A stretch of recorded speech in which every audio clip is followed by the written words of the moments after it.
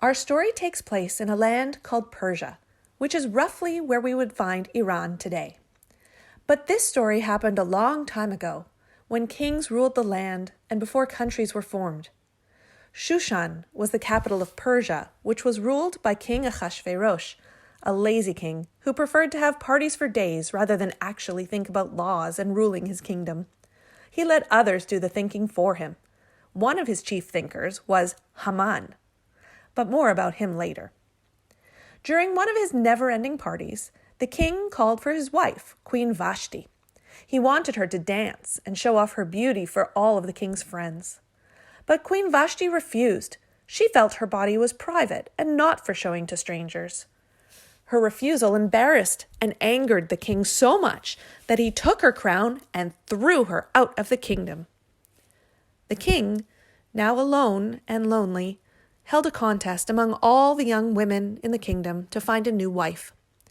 A beautiful Jewish woman named Esther entered the contest because her uncle Mordecai encouraged her, saying, "After all, to have a Jew in such proximity to power could only be a good thing."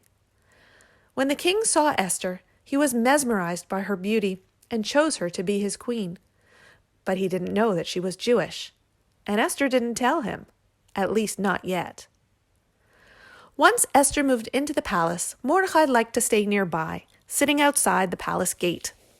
One day, while sitting there, he overheard two of the palace guards plotting to kill the king. Right away, Mordecai reported the news, and the two guards were caught and punished. Mordecai was a hero. This was written down in the king's official record book. Now, back to Haman. Because the king was not really interested in doing his job, he promoted Haman to do the work for him. So Haman became the most powerful advisor, more powerful than anyone else in the land. Haman was pretty full of himself and liked to walk around the kingdom and make everyone bow to him.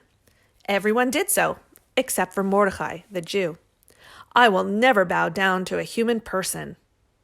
This incensed Haman so much that he vowed not only to destroy Mordecai, but all of the Jewish people too. Haman hatched a plan. There will be a great massacre, a genocide of all the Jews. But on what day would this happen? Haman then drew lots, Purim, to choose the day, the 13th of the month of Adar. Haman went to the king and told him, "There is an evil people in this land who will not bow to you. Decree that the Jews should be killed." And the king, who didn't like to think for himself anyway, agreed.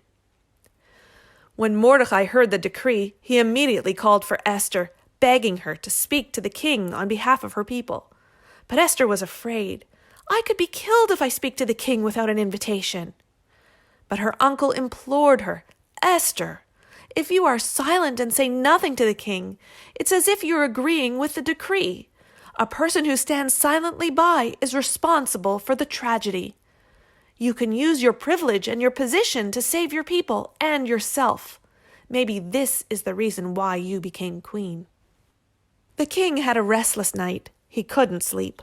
He called his servant to read to him from the chronicles of his kingdom, and heard the story of how Mordecai saved his life by reporting the plan of those guards, but saw that Mordecai had not yet been rewarded. The king summoned Haman and asked him, "How is a hero in the kingdom to be rewarded?" Haman, thinking this hero was himself, answered, "He should be paraded around the kingdom in the finest robes and on the finest horse." The king liked this advice and ordered Haman to parade Mordecai the Jew around the kingdom.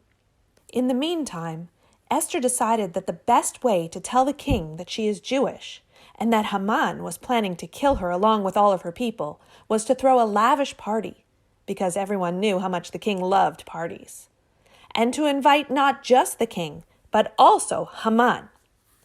Once at the party, Esther gathered all her courage to tell the king everything. She declared, "There is a person in your palace who wants to destroy me and all of my people." The king demanded to know who would do such a thing. "Him, Haman," Esther declared. The king was furious. He granted Esther's request. Instead of the Jews being killed, Haman would be hanged on the very gallows he had built for Mordecai. The Jewish people were saved. From then on, The holiday of Purim was established and is celebrated on the 14th day of the month of Adar, to remember when the Jews acted with courage and spoke up for justice. We celebrate by sending food and treats to friends, mishloach manot, and giving gifts to the poor, matanot la'evyonim. We eat three-cornered cookies, hamantaschen, that look like Haman's pointed hat. We celebrate with costume parties and we wear masks, because you never know where you might find the face of God hiding in plain sight.